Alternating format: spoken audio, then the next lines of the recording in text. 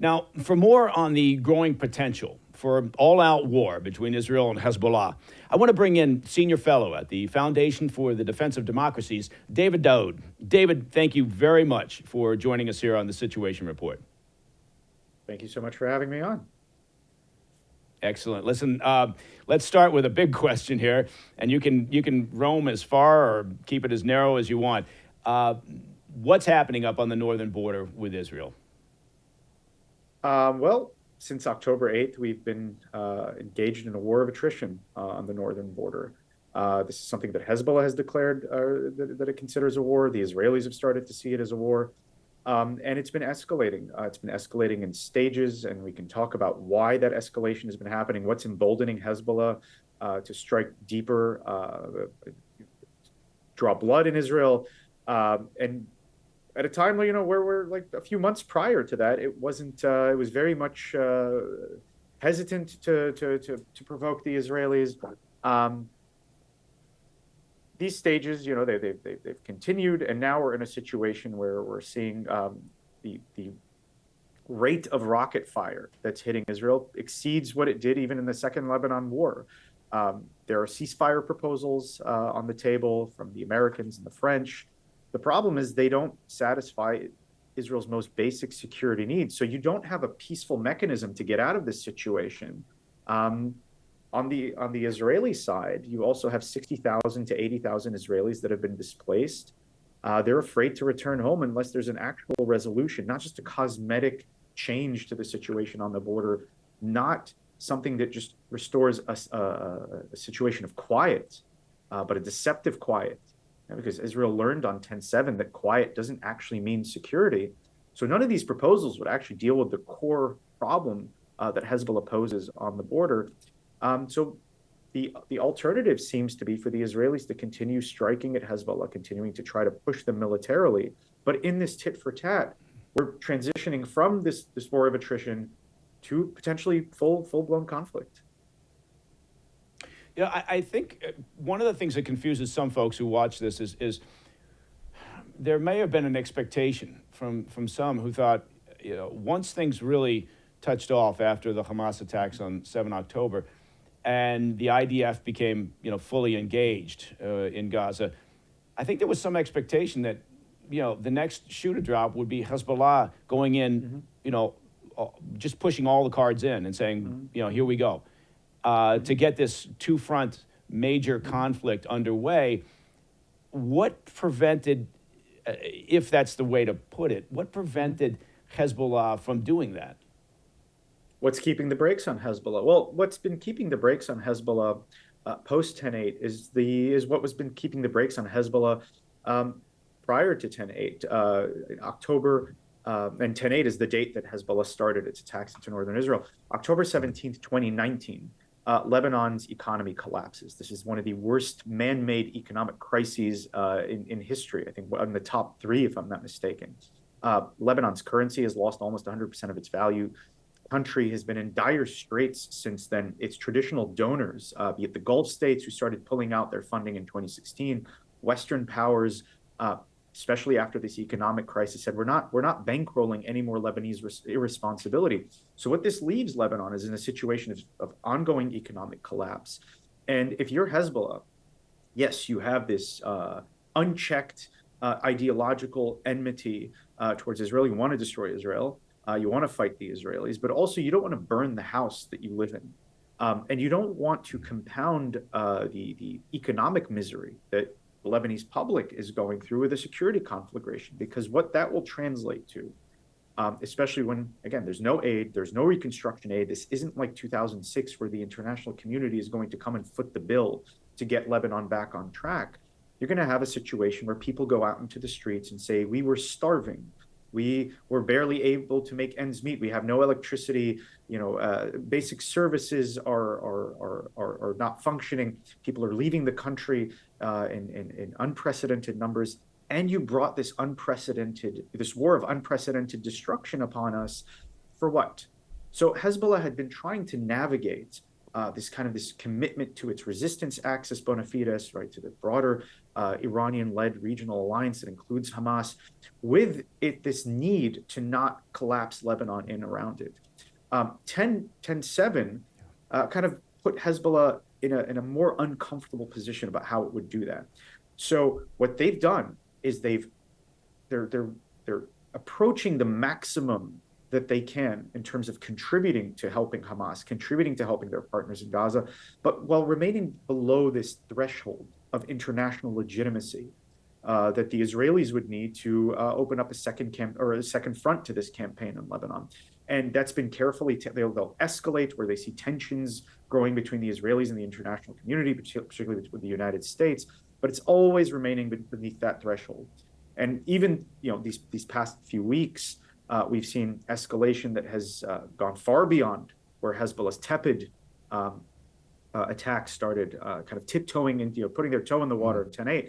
Now they're not putting their toe in the water, but as they're calculating it, this still remains below the threshold because the United States is explicit on not supporting an Israeli campaign in Lebanon. This limits Israel's freedom of action, the international community as well. So Hezbollah feels it has more room to play, as it were, while not inviting this full-blown war that they've been afraid of opening on themselves. Yeah, I got to tell you something. I'm old enough to have watched, and I've been in and out of Lebanon a number of times. And back in the beginning of the 2000s, during some reconstruction, Solidaire was out there, working the port reconstruction, all the work that was going on, the sense of hope, right, that was there. And I'll be honest with you, I've rarely met as a group of people, the Lebanese people, just vibrant and business oriented and just you just had this feeling like if they were just allowed to move forward, right, that the things that they could accomplish and what the country could be would be limitless. But it's so depressing to see the developments over the past few years, and certainly right now in current times. But I guess this is shifting gears a little bit, and I want to talk about the popular support within Lebanon for Hezbollah. I mean, there's a lot of work that goes into trying to assess in Gaza, for instance. Okay, well, what is this the local civilians support for Hamas? How do you assess the mood in Lebanon for the support for Hezbollah? Well, as you asked me that, I think of two metrics. Like Hezbollah says of itself that it is an integral part of Lebanon's political and social fabric. I mean, I think they're right in saying that. They are not a marginal actor. They are not, their power in Lebanon is defended by their weapons, but it's not based in fiat. We think of Hezbollah as a bunch of guys firing the rockets. That terrorism, the military component, is one component of what Hezbollah does. They have social services, they have schools, they have TV stations, right? They have built this parallel society that is meant to draw support from the broader, particularly Shia public, but even beyond that. So when we come to the May 2022 parliamentary elections, Hezbollah ends up winning because of all of these factors, 356,000 votes. Now that is the most number of votes that any party gathered in that election. Hezbollah didn't get the most seats. And I think a lot of people at the time pointed to the fact that the Lebanese Forces Party, Hezbollah's arch nemesis, at least politically, the Lebanese political scene, gained more seats. But that was more because of the seat distribution mechanism. But the Lebanese forces gained, 150,000 fewer seats than Hezbollah. I think there were only about 200,000, votes rather, than Hezbollah. So 356,000, that was the largest party by number of votes. And we're talking about 356,000. Again, that's just eligible voters. That's not that's the people that went out to vote that day. That's not the total mass of people that support you. And that 356,000 is coming from what we think, or what is reasonably believed to be Lebanon's fastest growing demographic group, the Lebanese Shiites. There has not been a Lebanese census since 1932, but you can like estimates place the Lebanese Shia as the fastest growing demographic. They're not a majority yet, but they're probably a plurality in and of themselves. So you have that 356,000 number. That's not marginal in a country of 4.5 million people, give or take, citizens at least. And then you come to a poll that came out in January of 2024. I think Washington Institute for Near East Policy put out this poll that showed that 89% of Lebanese Shia strongly supported Hezbollah, while 93% had favorable views to some degree. Now, you could argue that this could be motivated by fear, this outpouring of support, right? People are fearful to state their real opinions, lest Hezbollah retaliate against them. And we know that Hezbollah does. Again, they don't gain their power by fiat, but they preserve it through force. So they could say they're fearful of Hezbollah retaliation.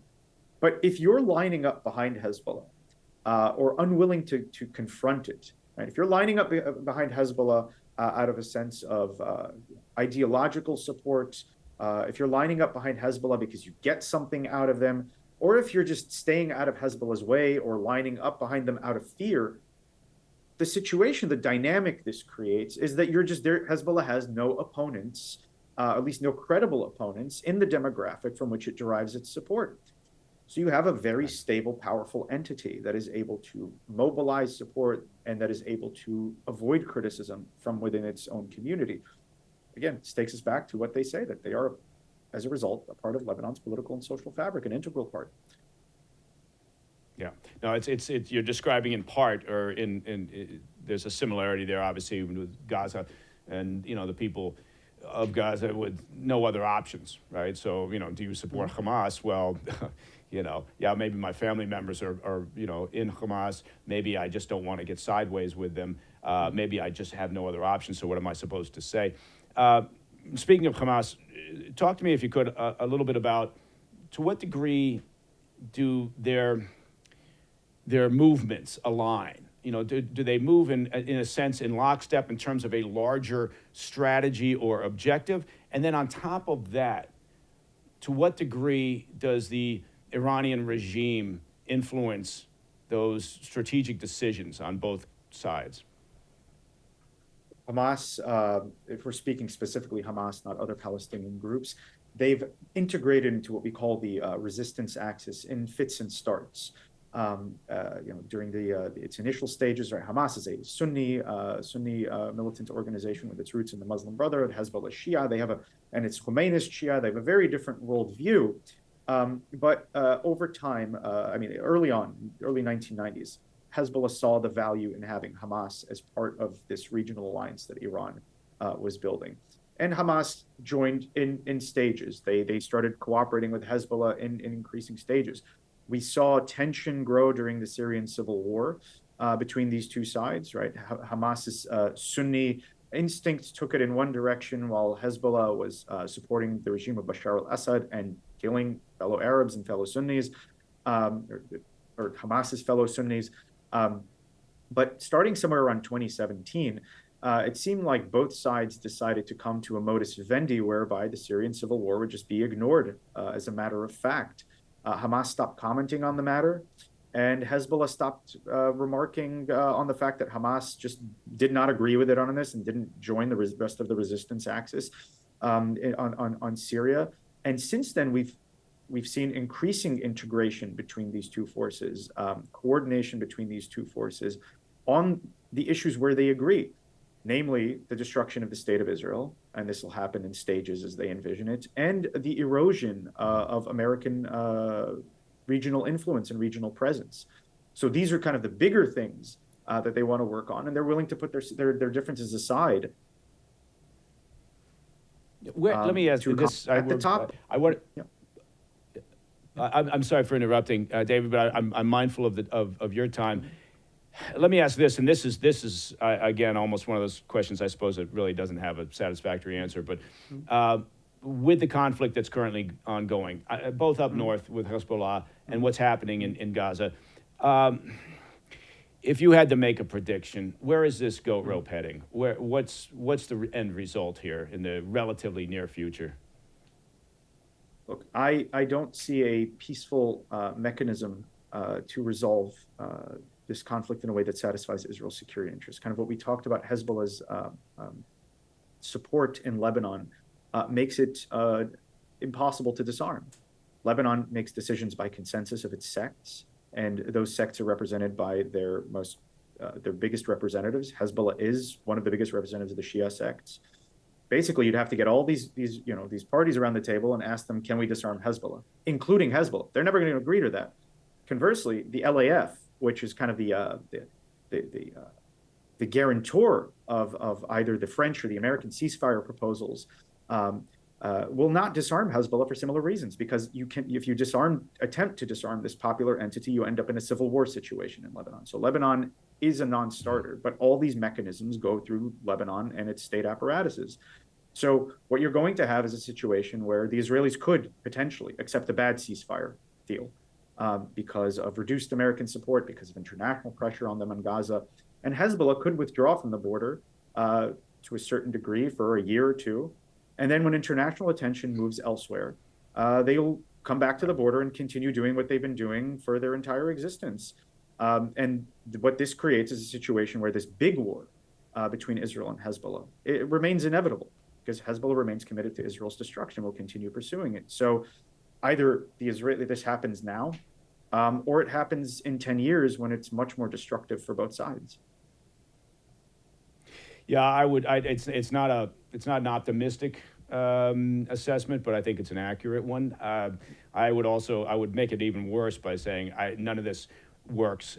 Eventually, you never have long-term peace unless the Iranian regime is in some fashion dealt with, whether through sanctions, whether through some sort of hybrid and military response. But listen, David Doud, this has been fascinating, and I do hope that you'll join us again in the future, because I suspect, as you pointed out, this problem is not going away. It seems like we're just kicking the can down the road, and it's going to be more of the same for certainly in our lifetimes. That's very pessimistic of me, I know. But David Daoud from the Foundation for the Defense of Democracies. Yeah, our job here on the Situation Report is to cheer people up. But thank you very much for taking the time, David. I hope to see you again very soon. It was my pleasure, and I look forward to coming back on again. Excellent. Thank you, man. All right. Well, have you ever asked yourself, how are those gormless students and unemployed outside activists clogging up U.S. college campuses? How are they affording the protest life, right? I mean, the protest life's not free. Well, we've got you covered. Up next, we'll examine the funding behind the pro-Palestinian protests that have been sweeping across the country. We've got insights from author and national correspondent for The Blaze, Julio Rosas. I'll be right back.